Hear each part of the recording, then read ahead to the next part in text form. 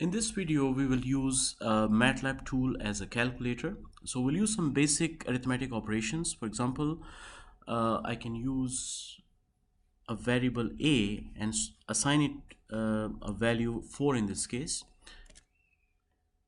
And then I'll assign value 5 to another variable b. And also you'll notice if I put a semicolon in front of it, the value is stored in the variable b, but it's not displayed on the command prompt. So if you don't want to clutter your command prompt, you can always put this asterisk. The next thing I want to do is I will store the value of the sum of these two in a third variable c. Again, I'll put an asterisk so that I don't see the result there.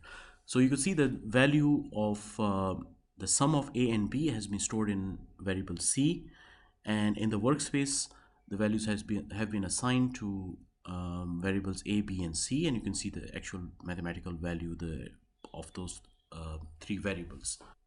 The representation of various arithmetic operations can be found in any MATLAB book that you're using. And these are standard representations. For example, the plus sign is used for sum, minus for subtraction, asterisk for multiplication, and so on.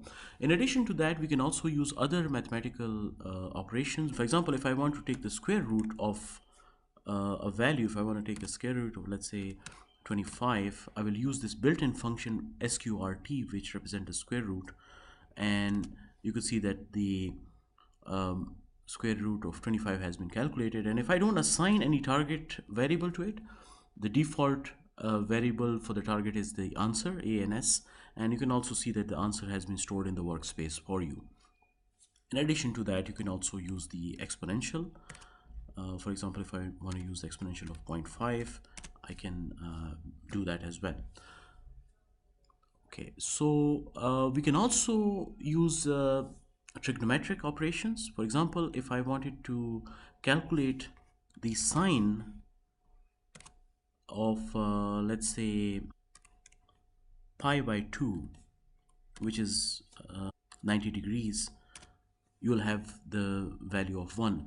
And remember that whenever we use the function sin, sin, that would accept the input as radians. So therefore I provided the value as pi by 2 in radians. If you want to calculate the trigonometric functions of degrees, calculations in terms of degrees, so then you will have to provide a different or use a different function, which is sin d. So in sin d, for example, I want to provide 90 because now I'm working with degrees, and the result would be calculated as 1.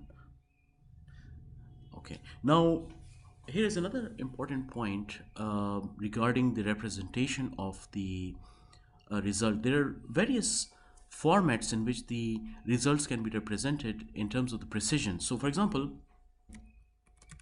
format short here, operation 22 divided by 7, I will have the result as 3.1429, and you can notice that the result has been truncated. Now if I wanted to have more precision in my result, then I will change the format to long, and then when I do the calculation of 22 divided by 7, you can see that you have a little bit more detail to the answer.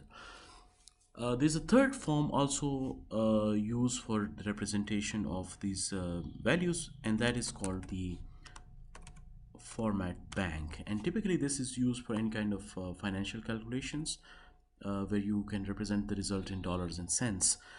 So in that case, if I do 22 divided by 7, I have only 2 significant digits to the right of the decimal point.